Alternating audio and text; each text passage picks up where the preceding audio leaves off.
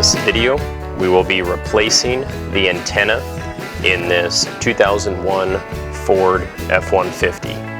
At some point, the factory antenna was replaced with an aftermarket antenna.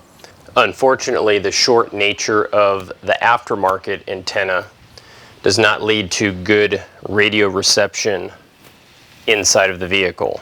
It was important, however, to choose a new aftermarket antenna that is not too tall that it hits the top of the garage door. So we settled on a 15-inch antenna. To remove the old antenna, we want to take a pair of pliers and grasp the base of the antenna and rotate it counterclockwise.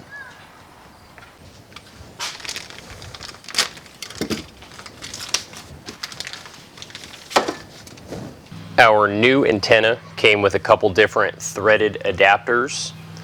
We can select which one is most suitable for our application, or we can see what is currently installed on our vehicle. The existing threaded insert fits well with this aftermarket antenna, so I will not be using the adapters that are included. We can then come in with a adjustable wrench and snug that down. And lastly, we can test out the radio. Part series called Ted, you're giving away.